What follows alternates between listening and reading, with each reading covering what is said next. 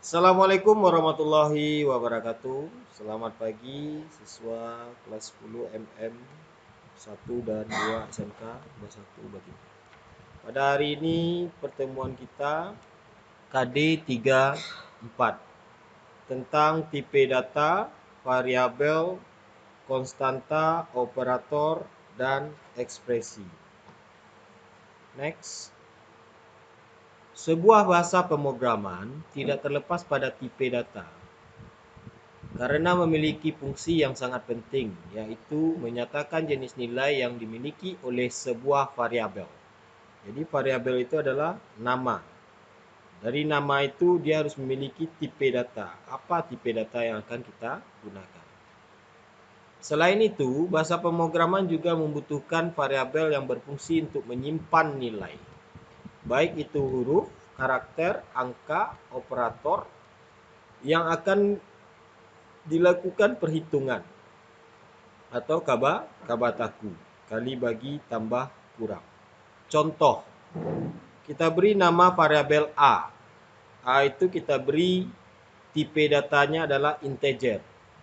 Nilai yang ditampung oleh A variabel A adalah 2. Jadi A variabelnya, tipe datanya integer, nilai yang dimiliki atau yang ditampung adalah 2. Next. Tipe data. Tipe data adalah himpunan nilai yang dapat dimiliki oleh sebuah data. Tipe data dapat menentukan sebuah nilai apakah dia memiliki sebuah data atau tidak, serta operasi apa yang akan dapat dilakukan pada data tersebut. Next.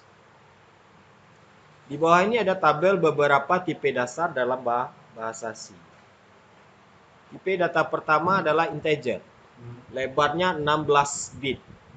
Jadi kalian bisa melihat di sini ada lebarnya 16 bit, 32 bit, 64 bit, 80 bit. Jadi bit ini nanti adalah satuan terkecil dari satuan digital. Kepanjangannya adalah binary digit. Nah, di dunia digital kita mengenal nanti istilah gigabyte, megabyte, kilobyte, byte, dan bit. Nah, nanti untuk satuan konversi dari bilang-bilang ini dapat kalian menanyakan kepada guru mata pelajaran sistem komputer. Nanti akan lebih dijelaskan lebih detail lagi. Oke, kita lanjut ke tipe data integer. Lebarnya 16 bit. Jangkauan nilainya adalah dari minus 32.768 sampai plus 32.767. Kata kuncinya adalah INT. Kode formatnya adalah %D atau %I. Nah, pada contoh yang kemarin, ada dalam KD instalasi bahasa pemrograman, lalu ada contoh codingnya, program, ada siswa yang bertanya, %D ini apa gunanya, Pak? Nah, ini gunanya untuk menampilkan kode format dari integer. Lalu ada unsigned integer, 16 bit, dengan nilai 0, tidak ada minusnya. Tapi 0 sampai 65.535. Kata kuncinya unsigned int. Kode formatnya %U. Lalu ada long integer. Lebarnya 32 bit. Ini nilainya. Lalu ada float, double, long double, dan chart. Nah, ini bisa kalian lihat. Oke, next. Ini ada contoh, jika sebuah data misalnya umur harus berupa bilangan bulat, maka dapat dipastikan umur itu adalah 25, 26, 27. Karena tidak ada nanti 25 setengah umurnya. Tidak ada 26 setengah. Jadi umurnya bulat. Oke. Contoh bilang bulat dapat dilihat di kasus sehari-hari adalah bilang pencacah 1, 2, 3, dan 4. Next. Contoh berikutnya adalah jumlah siswa dalam kelas. Jumlah siswa misalnya 20. Berarti angka 20 adalah bilang bulat. Karena tidak akan ditemukan jumlah siswa dalam kelas itu 20 setengah atau 21 setengah. Pasti dia bulat 20, 21 siswa yang berada dalam kelas. Juga ada contoh jumlah mobil yang diparkir di tempat parkiran. Karena ada 4 mobil, 5 mobil yang diparkir, jadi tidak ada 4,5 atau 5,5. Ini juga ada contoh bagaimana nama seseorang. Bambang Pamungkas yang merupakan sebuah deretan huruf dan yang lain sebagainya. Kalau ini karakter, kita bisa hitung berapa jumlah huruf yang ditampung. 1, 2, 3, 4, 5, 6, 7. Spasi ini juga kita hitung 8, 9, 10, 11, 12, 13, 14, 15, 16, 17. Berarti karakter yang kita sediakan untuk ruangan di memori 17 bit. Jadi sementara kalau kita menyiapkan banyak bisa, cuma akan mubazir.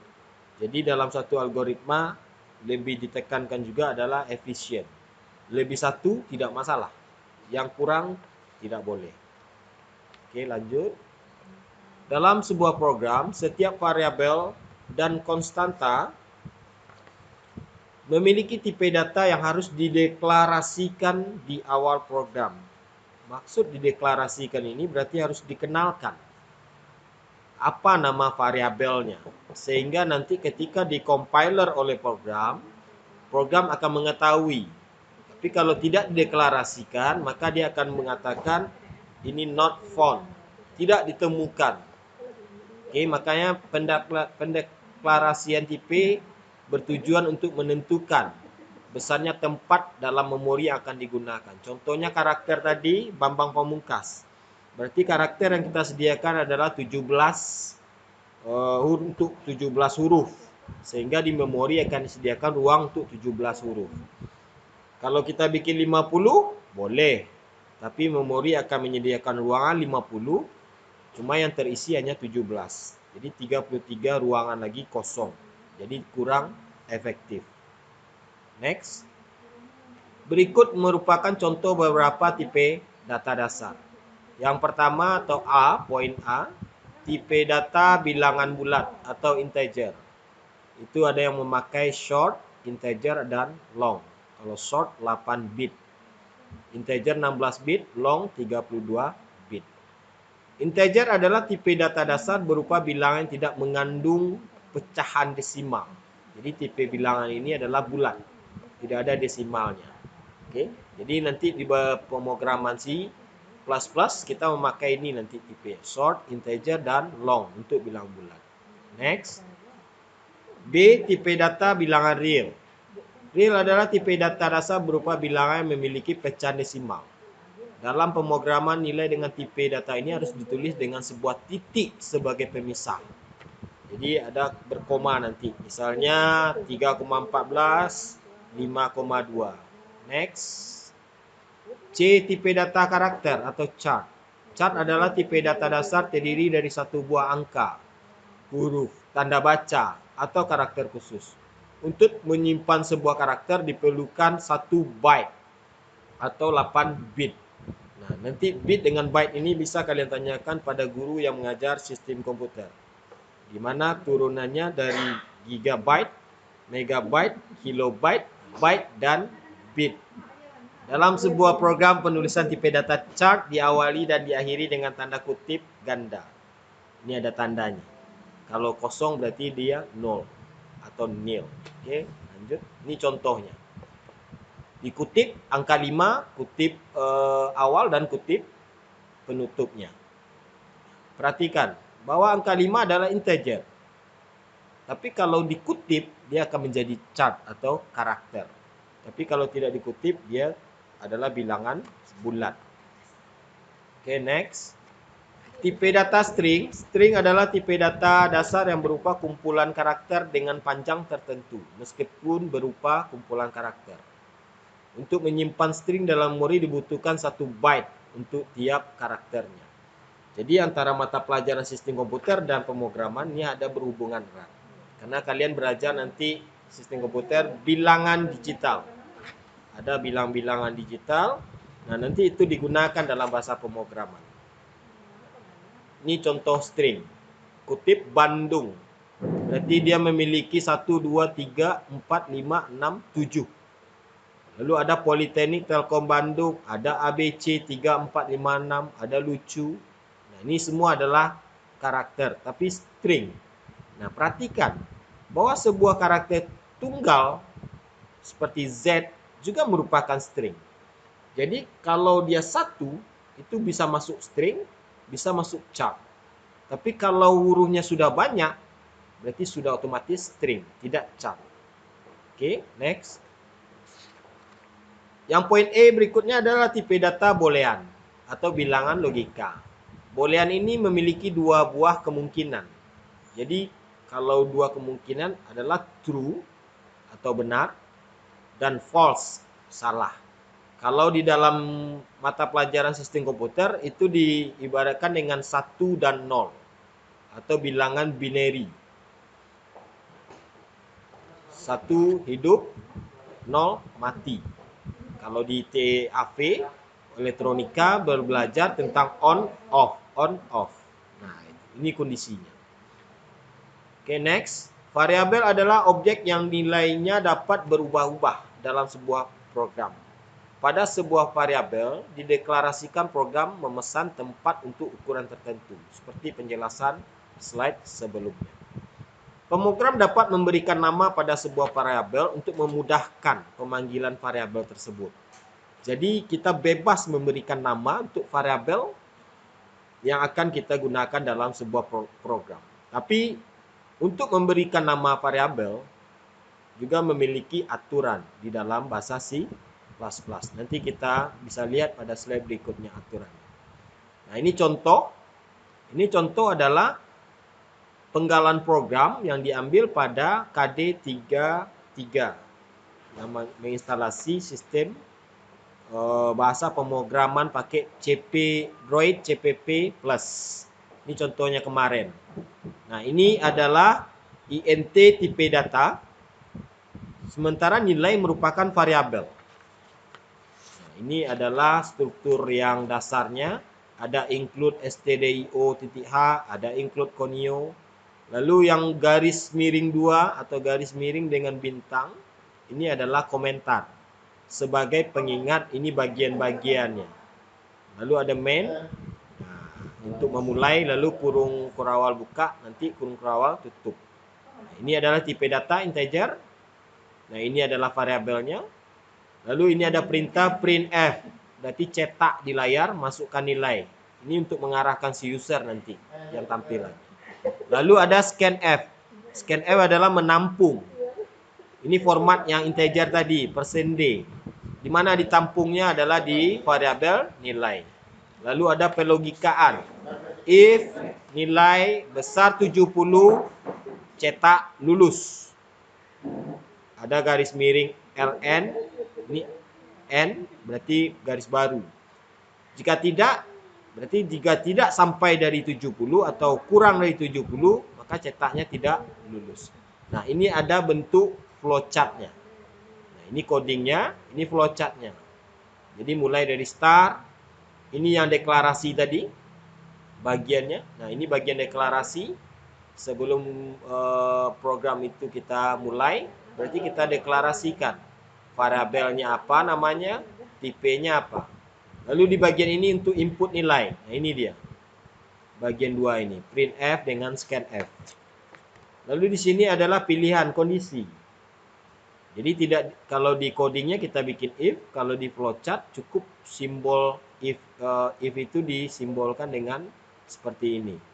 Lalu nilai besar 70. Lalu kalau ke arah yang kanan berarti lulus.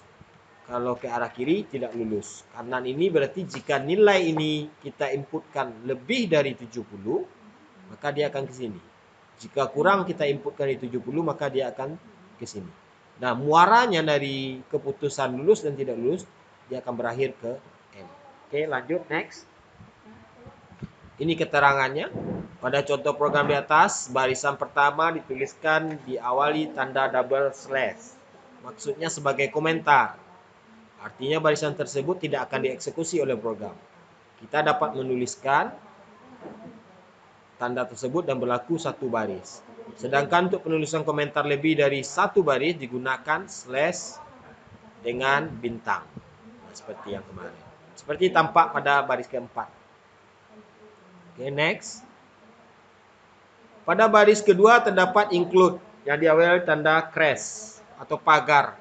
Ini dapat kita sebut dengan preprocessor directive. Merupakan perintah-perintah untuk memberitahu kepada compiler untuk melakukan berbagai macam definisi. Seperti kita menggunakan include.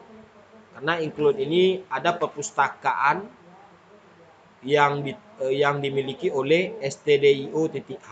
Jadi kalau kita tidak ada menuliskan include stdio.h, maka kata include ini tidak bisa kita pakai. Karena di dalam file tersebut mengandung beberapa fungsi yang akan digunakan dalam program. Baris kelima dan ke-14 merupakan isi dari program.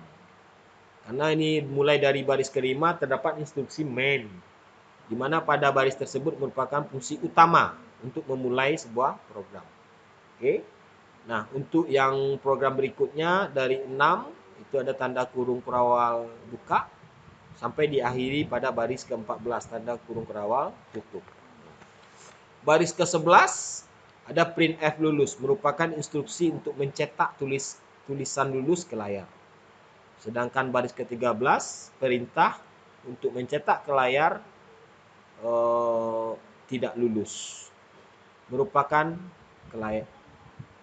instruksi untuk mencetak tulisan tidak lulus. Oke, perhatikan setiap instruksi pada program harus diakhiri dengan tanda titik koma. Ini jangan lupa. Kalau ada yang kurang nanti programnya ketika di compiler nanti akan memberikan pesan ada yang kurang atau ada yang berlebih seandainya titik komanya lupa. Oke, lanjut. Ini secara teori pemrograman dapat diberi nama apapun pada sebuah variabel karena penamaan variabel bertujuan untuk memudahkan pemanggilan kembali. Ini panduannya bagaimana memberi nama variabel. Pertama, aturan yang variabel adalah nama variabel harus cukup jelas tujuannya. Contoh, S nama adalah variabel dengan tipe data string untuk menyimpan nama. C jenis kelamin adalah variabel dengan tipe data chart untuk menyimpan jenis kelamin. Ada B status dengan tipe data boolean.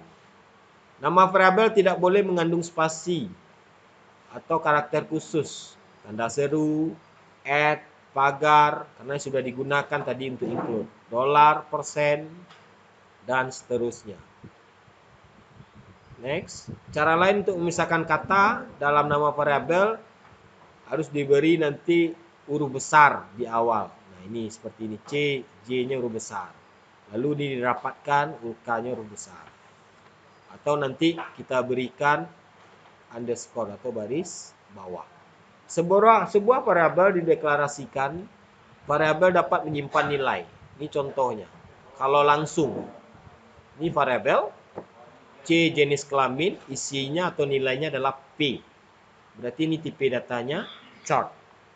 Ini juga S nama orang tua, isinya Jeremy Thomas. Berarti ini tipe datanya string. Lalu ada I nilai akhir 99. Berarti ini tipe datanya adalah bilangan integer atau bilangan bulat. Ini secara langsung. Berarti di dalam variabel itu kita berikan nilai. Kalau secara input, nah seperti ini. Inputkan C jenis kelamin. Sama dengan slide sebelumnya, ada print F, masukkan nilai. Lalu ada scan F, masukkan persen %D, koma, tanda dan nilai. Ada masukkan input ke variabel nilai. Oke, lanjut. Ini contoh program. Bagaimana yang secara langsung dan bagaimana yang diinput. Nah, ini dia. Secara langsung berarti ini variabel. Variabel 1A ini kita kenalkan. Berarti tipenya integer. Ini nama A, nama B, tipe data yang string. Nah, ini secara langsung berarti 1A sudah diberikan nilai 20. Nama A sudah diberikan nilai Joko Handono. Nah, kalau untuk yang input, kita bikin ini dulu perintah. Printf, masukkan nilai, lalu scanf. Ini formatnya. Nah, masukkan ke variabel 1B. Lalu berikut juga masukkan nama. Nah, ini formatnya. Masukkan ke variabel nama B. lalu tampilkan ke layar. Sama fungsinya, cuma bedanya secara langsung dan tidak langsung. Next, konstanta. Kita masuk ke konstanta. Konstanta adalah jenis identifier yang bersifat konstan atau tetap.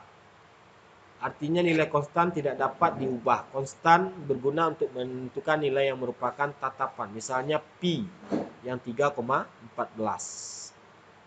Identifier adalah satu pengenal atau pengidentifikasi yang dideklarasikan agar compiler dapat mengenalinya. Identifier dapat berupa variabel, konstanta, fungsi, dan kelas. Next. Dalam menentukan atau membuat identifier pada program ada beberapa hal yang harus diperhatikan, yaitu bersifat can sensitive. Jadi harus diperhatikan. Contohnya kita memberikan variabel atau konstanta dengan nama panjang. P-nya yang di awal huruf besar. Lalu satu lagi kita beri nama variabel panjang tapi P-nya kecil. Kalau maksud dari kata panjang sama, tetapi kalau di dalam program ketika compiler dia sudah mengcompile program, itu dia akan jadikan dua objek yang berbeda. Satu panjang dengan P yang besar, satu panjang dengan P yang kecil. Makanya case sensitive. Identifier tidak boleh diawali dengan angka, yang sama dengan pemberian nama variabel tadi. Identifier tidak boleh menggunakan karakter atau simbol-simbol khusus. Identifier tidak boleh menggunakan kata kunci yang terdapat pada C++, seperti yang tanda pagar tadi atau yang lainnya. Nama identifier sebaiknya disesuaikan dengan kebutuhan. Nih, cara mendeklarasikan konstanta ada dua. Yang pertama menggunakan preprocessor define. Ini dia. Langsung pagar define P. Jadi tidak diberikan lagi tipe datanya apa. Oke. Nah, ini berarti kita bisa gunakan. Nah, ini dia variabel P tadi. Oke. Berarti luas. Kenapa luas kita deklarasikan? Karena kita gunakan di sini nanti. Tipe datanya adalah double. Lalu variabel R, nah ini kita gunakan di sini nanti. Menampung. Katanya masukkan jari atau masukkan nilai jari-jari. Ini juga tipenya double. Nah, ini proses. Luas sama dengan Pi kali R kali R. Lalu di sini nanti luas lingkaran adalah nih cetaknya. Berapa ada hasil dipanggil di sini. Misalnya ini 3,14, jarinya 5, berarti 3,14 kali 5 kali 5. Hasilnya ditampung pada variabel luas. Setelah itu diperintahkan di sini cout, berarti cetak atau sama juga dengan printf. Oke. Yang kedua berikut menggunakan kata kunci cost. Nah, kalau di sini cost, tapi kita memberikan apa tipenya. Nah, tipenya double P. Beda dengan yang define tadi. Ini hampir sama. Caranya saja yang berbeda. Oke, lanjut. Kita masuk kepada operator. Operator merupakan simbol yang digunakan untuk mengoperasikan operan menjadi sebuah ekspresi. Jenis operator dalam bahasa pemrograman ada beberapa. Yang pertama atau poin A-nya operator aritmatika. Hanya dapat digunakan pada operan bertipe bilangan, bertipe data, bulat, dan real. Nah, ini dia operator kurang tambah atau kabataku, kali bagi tambah kurang. Lalu ada tambahan modulo, sisa hasil bagi. Oke, lanjut. Ada operator pembanding. Nah, ini dia. Lebih besar, ini operatornya. Lebih besar atau sama, kurang dari atau sama dengan. Nah, sama dengan, ini operatornya. Lalu tidak sama dengan. Ini adalah operator untuk pembanding. Membandingkan dua buah operan. Contohnya misalnya di dalam sebuah gelas ada air yang berisi setengah dan ada air yang berisi dalam gelas itu yang penuh. Nanti kita bandingkan antara yang penuh dengan yang setengah isinya. Mana operator yang kita pakai? Berarti lebih besar ataukah lebih besar atau sama?